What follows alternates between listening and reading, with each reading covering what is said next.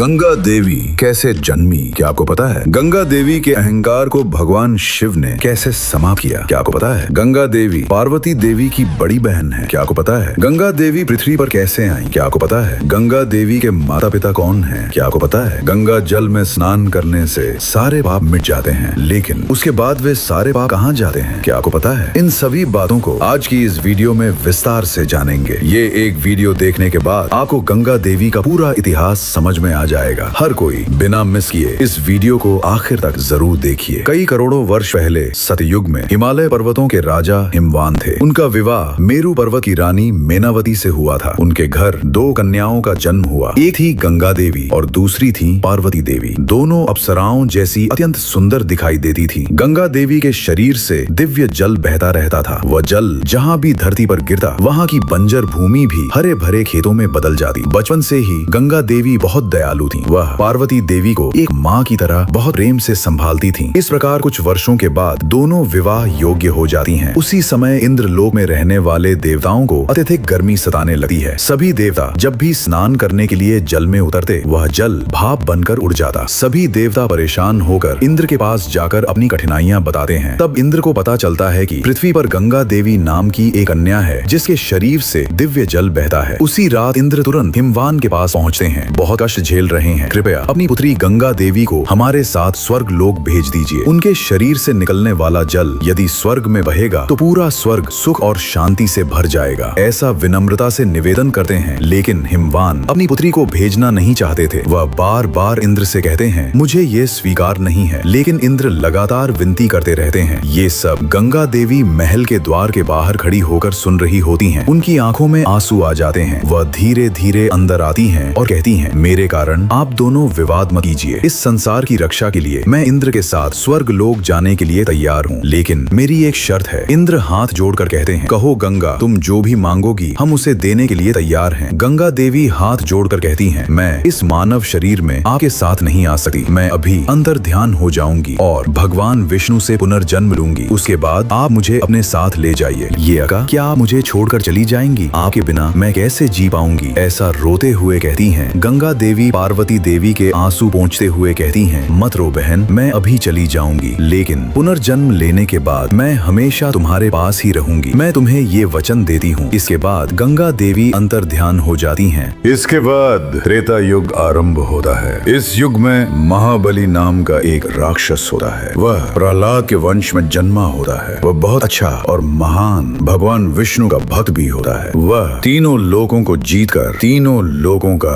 राजा बन जाता है। चाहे वो कितना भी अच्छा क्यों ना हो, लेकिन वह एक असुर ही था ना। एक असुर तीनों लोगों पर शासन कर रहा है। ये सोचकर देवताओं को भय होने लगा है। सभी देवता भगवान विष्णु के पास जाकर कहते हैं, स्वामी, आपका ये भक्त तीनों लोगों पर शासन कर रहा है। ये लोक नीति के विरुद्ध है। कृपया इसे पराजित करके तीनों लोगों को इसके शासन से मुक्त कीजिए स्वामी। ऐसा हाथ जोड़कर प्रार्थना करते हैं। भगवान विष्णु भी सहमत होकर वामन अवतार धारण करते हैं। वह महाबली के पास जाकर कहते हैं, आप इन तीनों लोगों के राजा हैं ना, मुझे केवल 3 कदम भूमि दान में दे दीजिए। महाबली हंसते हुए कहते हैं, ओह बस इतनी सी बात, ले जाओ। तभी वामन अचानक अपने शरीर को विशाल बना लेते हैं। उस दिव्य रूप का नाम था त्रिविक्रम। उस रूप को देखकर महाबली समझ जाते हैं कि साक्षात भगवान विष्णु स्वयं आए हैं। वह घुटनों के बल गिरकर आनंद से भर जाते हैं। वामन महाबली के राज्य से भी विशाल हो जाते हैं। वह आकाश जितने बड़े हो जाते हैं और कुछ ही क्षणों में पृथ्वी से भी 100 गुना विशाल हो जाते हैं। तब वामन अपना पहला कदम पृथ्वी पर रखते हैं, दूसरा कदम स्वर्ग लोक पर रखते हैं। फिर पूछते हैं, तीसरा कदम कहाँ रखूं महाबली? महाबली सिर झुकाकर कहते हैं, स्वामी, मेरे सिर पर रख दीजिए। वामन तेजी से अपना तीसरा कदम महाबली के सिर पर रख देते हैं। जैसे ही वह कदम पड़ता है, महाबली सीधे पाताल लोक में चले जाते हैं। इस प्रकार हमारे वामन भगवान महाबली का अहंकार समाप्त कर देते हैं। वामन अवतार की इस कथा को हम ओणम पर्व वाले दिन और अधिक विस्तार से जानेंगे। जब वामन भगवान का दूसरा कदम स्वर्ग लोक में पड़ा, उसी क्षण उनके दाएं पैर के अंगूठे से गंगा देवी प्रकट हुई। जैसे ही गंगा जल वामन भगवान के चरणों से निकला, ब्रह्मा जी उस दिव्य जल को अपने कमंडल में धारण कर लेते हैं। ब्रह्मा जी अपनी संपूर्ण शक्ति का उपयोग करके उन्हें एक दिव्य और सुंदर रूप प्रदान करते हैं। गंगा देवी अत्यंत सुंदर दिखाई देती होती हैं। उन्होंने नीले रंग के वस्त्र धारण किए होते हैं। उनकी त्वचा अत्यंत गोरी होती है। उनकी आंखें नीले रंग की बहुत सुंदर दिखाई देती हैं। उनके शरीर से दिव्य प्रकाशमय जल बहता रहता है। उनके जन्म लेते ही पूरा लोक अनेक नदियों से भर जाता है। सभी देवता गंगा जल में स्नान करके पुण्यवान बन जाते हैं। इस प्रकार सभी देवता गंगा देवी को माँ समान सम्मान देने लगते हैं। लेकिन उन्होंने अधिक सम्मान मिलने के कारण उनके भीतर थोड़ा अहंकार भी आने लगा है। उसी समय भगवान राम के वंश में जन्मे सगर अयोध्या पर शासन करना शुरू करते हैं। भगवान राम की तरह वो भी अत्यंत धर्मात्मा और बहुत शक्तिशाली थे। उनका विवाह 2 स्त्रियों से होता है, लेकिन कई वर्षों तक भी दोनों रानियों को संतान प्राप्त नहीं होती। तब तीनों मिलकर भृगु महर्षि की कठोर तपस्या करते हैं। उनकी तपस्या से प्रसन्न होकर भृगु महर्षि प्रकट होते हैं और कहते हैं, मांगो, तुम्हें क्या वर चाहिए। वे अत्यंत प्रसन्न होकर जल्दी जल्दी कहते हैं, स्वामी, हमें बहुत सारी संतान चाहिए। भृगु महर्षि मुस्कुराते हुए कहते हैं, ठीक है, तुम दोनों में से एक को केवल एक पुत्र प्राप्त होगा और दूसरी को 60,000 पुत्र जन्म लेंगे। ऐसा कहकर वरदान देते हैं। इस प्रकार एक रानी को केवल एक पुत्र जन्म लेता है। उसका नाम था असमंजस, और दूसरी रानी को 60,000 पुत्र जन्म लेते हैं। ये असमंजस बहुत अहंकारी था। वो राज्य के लोगों को बहुत कष्ट देता रहता था। सब लोग सोचते हैं शायद विवाह के बाद ये बदल जाए, इसलिए उसका विवाह करा दिया जाता है, लेकिन वो बिल्कुल नहीं बदलता। तब असमंजस के पिता सगर क्रोधित होकर अपने ही पुत्र को राज्य से निष्कासित कर देते हैं। इसके बाद असमंजस की पत्नी को एक पुत्र जन्म लेता है। उसका नाम रखा जाता है अंशुमान, और वे 60,000 राजकुमार भी बहुत शक्तिशाली योद्धा बन जाते हैं। कुछ समय बाद सगर अश्वमेध यज्ञ करने का निर्णय लेते हैं। वो महान यज्ञ करके अश्व को छोड़ देते हैं। वो अश्व तेजी से पूरी पृथ्वी पर घूमता रहता है। जैसे ही किसी राजा को पता चलता कि ये अश्व सगर का है, कोई भी राजा उसे रोकने का साहस नहीं करता। इस प्रकार वो अश्व पूरी पृथ्वी पर घूमता रहता है। ये बात इंद्र को पता चलती है। यदि ऐसा ही चलता रहा तो ये अश्व पूरी पृथ्वी घूम आएगा और सगर पृथ्वी का सम्राट बन जाएगा। उसके बाद वो स्वर्ग भी मांग सकता है। ऐसा सोचकर इंद्र चोरी छिपे उस अश्व को चुरा लेते हैं और घोर तपस्या में लीन कपिल मुनि के आश्रम के बाहर बांध देते हैं। ये कपिल मुनि कई 100 वर्षों से गहन तपस्या में लीन थे। सगर को समझ नहीं आ रहा कि अश्व कहाँ गायब हो गया। वो अपने 60,000 पुत्रों को बुलाकर कहते हैं, हमारे अश्व को किसी ने चुरा लिया है। तुम चाहे जैसे भी हो उस अश्व को खोज कर लाओ और अश्वमेध यज्ञ को पूर्ण करो। ऐसा आदेश देते हैं। तब वे 60,000 राजकुमार अश्व को खोजने निकल पड़ते हैं, लेकिन उन्हें कहीं भी अश्व दिखाई नहीं देता। वे खोजते खोजते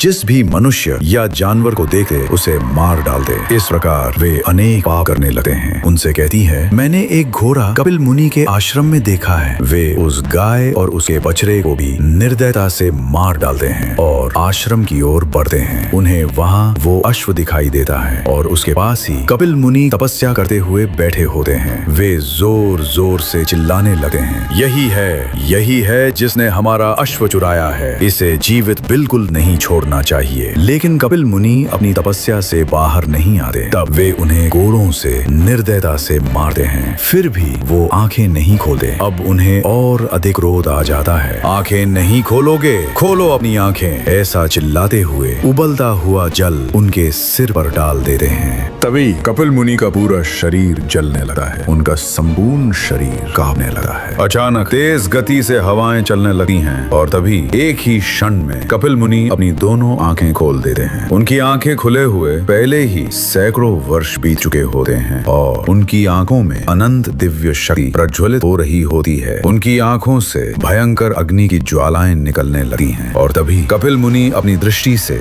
जहां तक देख सकते हैं वहां खड़े पूरे 60,000 राजकुमारों को देखते हैं। बस उसी क्षण उनके शरीरों से भयंकर अग्नि की ज्वालाएं निकलने लगी हैं। उनकी चमड़ी और उनका पूरा शरीर जलने लगा है। वे वहां से भागने की कोशिश करते हैं, लेकिन जितना भागते हैं उतना ही अधिक जलते जाते हैं और अंत में पूरे 60,000 राजकुमार जलकर राख बन जाते हैं। मेरी तपस्या भंग करने वालों, तुम्हें कभी मुक्ति नहीं मिलेगी। तुमने असंख्य पाप किए हैं, इसीलिए तुम ऐसी दयनीय मृत्यु मरे हो। तुम्हारी आत्माएं ना तो स्वर्ग जा सकेंगी और ना ही पृथ्वी पर रह पाएंगी। तुम्हें अगला जन्म भी प्राप्त नहीं होगा। इसी प्रकार यहीं भटकते रहो, तड़प तड़प कर पीड़ा सहते रहो। ऐसा कहकर कपिल मुनि उन्हें शाप दे देते हैं। जब सगर को पता चलता है कि उसके 60,000 पुत्र मर चुके हैं तो उसका हृदय टूट जाता है। वो तुरंत उस स्थान पर पहुंचकर कपिल मुनि के चरणों में गिर पड़ता है और विनती करते हुए कहता है, स्वामी। लेकिन उस समय भी कपिल मुनि का क्रोध शांत नहीं हुआ था। उन्होंने जितने पाप किए हैं उनके साथ ऐसा होना ही था। यदि उन्हें मोक्ष प्राप्त करना है तो स्वर्ग लोक में बह रही गंगा देवी को पृथ्वी पर आना होगा। ये असंभव है। तुम उन्हें भूल जाओ और अपना जीवन जियो। ऐसा कहकर कपिल मुनि वहाँ से चले जाते हैं। तब सगर सोचता है, यदि मेरे पुत्रों को मोक्ष दिलाना है तो गंगा देवी को स्वर्ग से पृथ्वी पर लाना ही होगा। उस दिन से वो गंगा देवी के लिए कठोर तपस्या करना शुरू कर देता है। वो बूढ़ा होने तक लगातार तपस्या करता रहता है, लेकिन गंगा देवी उसकी तपस्या से बिल्कुल भी प्रसन्न नहीं होती। उसके बाद सगर के पुत्र का पुत्र अंशुमान तपस्या करना शुरू करता है, लेकिन गंगा देवी फिर भी प्रसन्न नहीं होती। उसके बाद अंशुमान का पुत्र दिलीप तपस्या करता है, लेकिन गंगा देवी उससे भी प्रसन्न नहीं होती। अब तक जिन जिन लोगों ने तपस्या की थी उन सभी के भीतर कहीं ना कहीं अहंकार छिपा हुआ था। इसीलिए गंगा देवी पृथ्वी पर आने के लिए तैयार नहीं होती। लेकिन दिलीप के पुत्र भगीरथ के भीतर जरा सा भी अहंकार नहीं था। वो सोचता है, मेरे पूर्वज मूर्ख थे, उन्होंने बहुत पाप किए, लेकिन उन्हें मोक्ष न मिलना ये भी अन्याय है। ये सोचकर वो अपना राज त्याग देता है, सुख सुविधाएं छोड़ देता है, अपना परिवार छोड़ देता है और हिमालय पर्वतों की ओर निकल पड़ता है। वो एक पैर पर खड़े होकर हाथ जोड़कर गंगा देवी के लिए तपस्या करना शुरू करता है। इस प्रकार वो कई वर्षों तक लगातार तपस्या करता रहता है। बारिश हो, बर्फ गिरे, तेज धूप पड़े या भूख लगे, वो अपनी तपस्या बिल्कुल नहीं रोकता। इतनी कठोर तपस्या करने के बाद भी गंगा देवी उससे प्रसन्न नहीं होती, क्योंकि उनके भीतर अहंकार बढ़ चुका था। वो अहंकार से हंसते हुए कहती हैं, मेरी शक्ति को ये पृथ्वी कभी सहन नहीं कर सकती। लेकिन ब्रह्मा जी उसकी तपस्या से प्रसन्न होकर भगीरथ के सामने प्रकट होते हैं। भगीरथ, मैं तुम्हारी कठोर तपस्या से प्रसन्न हूँ। मैं गंगा देवी से बात करके उन्हें पृथ्वी पर भेज दूंगा। आता है, यहाँ एक बहुत बड़ी समस्या है। गंगा जल का प्रवाह बहुत अधिक वेगवान है। यदि वो सीधे पृथ्वी पर गिरी तो पृथ्वी नष्ट हो जाएगी और वो जल सीधे पाताल लोक में चला जाएगा। गंगा देवी की शक्ति को पृथ्वी पर सुरक्षित बहाने के लिए केवल एक ही देव सक्षम है, वो है भगवान शिव। तुम पहले भगवान शिव की तपस्या करो और उन्हें प्रसन्न करो, उसके बाद मैं गंगा देवी को पृथ्वी पर भेज दूंगा। भगीरथ फिर कैलाश जाकर भगवान शिव की कठोर तपस्या करना शुरू कर देते हैं। भगवान शिव बहुत समय से भगीरथ को देख रहे होते हैं। उनके संकल्प और उनकी भक्ति से प्रसन्न होकर भगवान शिव उनके सामने प्रकट होते हैं और कहते हैं, मांगो भगीरथ, तुम्हें क्या चाहिए। भगीरथ पूरी घटना सुनाकर कहते हैं, स्वामी, जब गंगा देवी स्वर्ग से पृथ्वी पर उतरे तब कृपया आप किसी भी प्रकार पृथ्वी को विनाश होने से बचा लीजिए। ऐसा कहकर वो विनती करते हैं। भगवान शिव मुस्कुराते हुए कहते हैं, ठीक है भगीरथ, मैं अपनी जटाओं से गंगा देवी को पृथ्वी पर प्रवाहित करूंगा। ऐसा कहकर वो वचन देते हैं। ये बात जानकर ब्रह्मा जी गंगा देवी के पास जाते हैं और उन्हें सारी बात बताते हैं। जब तुम पृथ्वी पर उतरोगी तब पृथ्वी नष्ट न हो, इसलिए भगवान शिव तुम्हें अपनी जटाओं से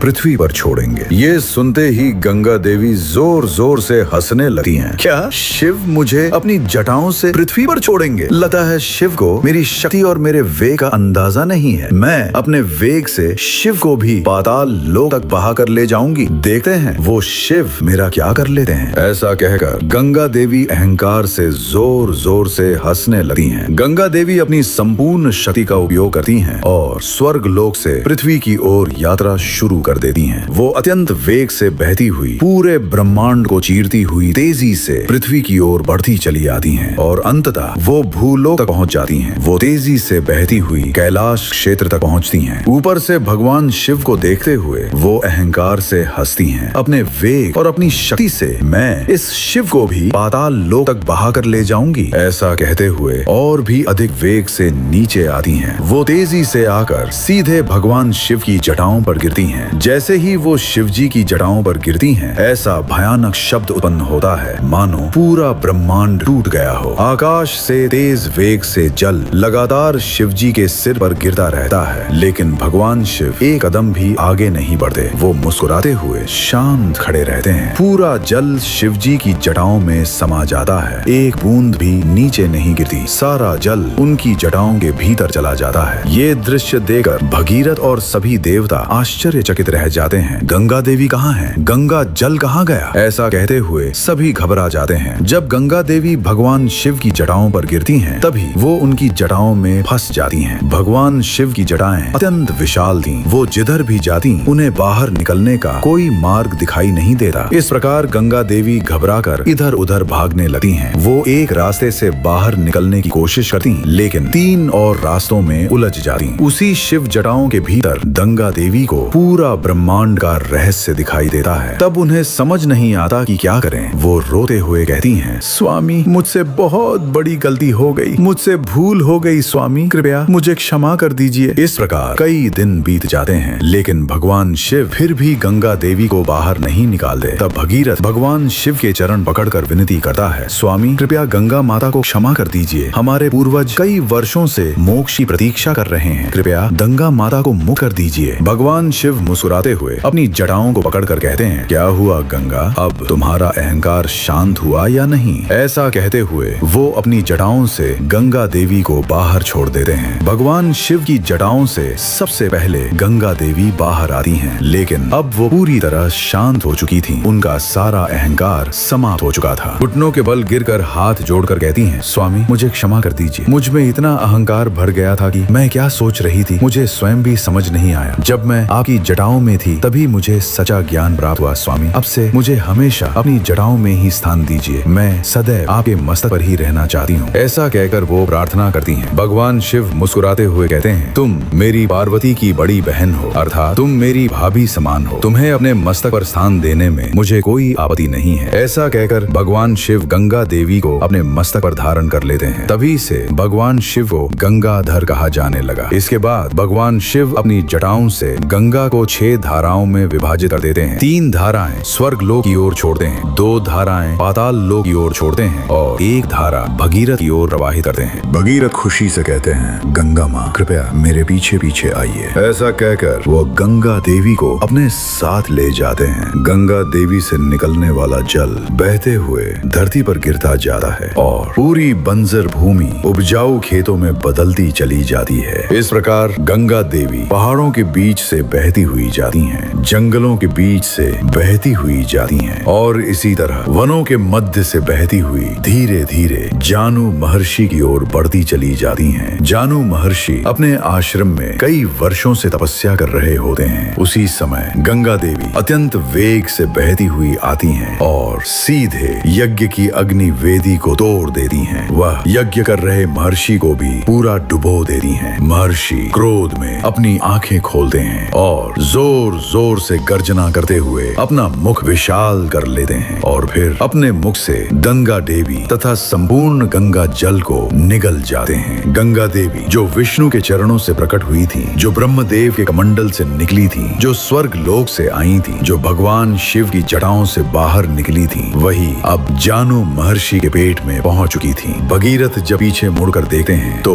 वहाँ गंगा देवी नहीं होती, यहाँ तक कि गंगा जल की एक बूंद भी नहीं होती। अरे फिर से क्या हो गया? ऐसा कहते हुए वो गंगा देवी को खोजते हुए जानु महर्षि के आश्रम तक पहुँचते हैं। पूरा सत्य जानकर भगीरथ साष्टांग प्रणाम करते हैं, स्वामी बहुत बड़ी भूल हो गई, कृपया गंगा देवी को बाहर छोड़ दीजिए। मैंने बहुत कठिन तपस्या करके गंगा देवी को पृथ्वी पर लाया हूँ, हजारों आत्माएं मोक्ष की प्रतीक्षा कर रही हैं। ऐसा कहकर वो विनती करते हैं। जानु महर्षि भगीरथ की आंखों में देखते हैं और उन्हें समझ में आ जाता है कि उसने कितनी कठिन तपस्या की है। तब महर्षि शांत हो जाते हैं। वह अपनी तर्जनी उंगली अपने कान पर रखते हैं और तभी उनके कान से गंगा देवी तथा संपूर्ण गंगा जल तेज वेग से बाहर निकल आता है। जानु महर्षि हाथ जोड़कर कहते हैं, हे माता, अब से तुम मेरी पुत्री के समान हो। तुम मेरे जानु नामक आन से पुनर्जन्म लेकर बाहर आई हो, इसलिए आज से तुम्हें जानवी कहा जाएगा। ऐसा कहकर वह उन्हें आशीर्वाद देते हैं। भगीरथ जल्दी से कहते हैं, माँ कृपया शीघ्र चलिए, और वो गंगा देवी को लेकर कपिल मुनि के आश्रम तक पहुँच जाते हैं। वह स्थान पूरा अस्थियों से भरा हुआ होता है। वहीं 60,000 आत्माएं मोक्ष की प्रतीक्षा करती हुई खड़ी होती हैं। जैसे ही गंगा देवी उस स्थान पर कदम रखती हैं, उनके चरणों से तेज वेग से जल बहता हुआ पूरे स्थान को भर देता है। जैसे ही वह जल अस्थियों को स्पर्श करता है, पूरा स्थान दिव्य प्रकाश से भर उठता है। उस दिव्य प्रकाश से अचानक 60,000 आत्माएं आकाश की ओर उठने लगती हैं। वे सभी आत्माएं अत्यंत प्रसन्न होती हैं और भगीरथ की ओर देखकर आंखों में आंसू भरकर उन्हें धन्यवाद कहती हैं और फिर एक ही क्षण में सभी आत्माएं आकाश की ओर चली जाती हैं और पूरी 60,000 आत्माएं स्वर्ग लोक पहुंच जाती हैं। यह दृश्य देखकर भगीरथ खुशी और भावुकता से जोर जोर से रोने लगे हैं। गंगा देवी भगीरथ के सिर पर हाथ रखकर कहती हैं, मत रो भगीरथ, आत्माओं को मोक्ष देने में इतना आनंद मिलता है, यह बात मुझे आज समझ में आई है। इस दृश्य को देखकर मेरा हृदय अत्यंत आनंद से भर गया है। आखिरकार तुमने अपना संकल्प पूरा कर लिया, अब मैं वापस स्वर्गलोक जाती हूँ। ऐसा कहकर वो जाने लगती हैं। तभी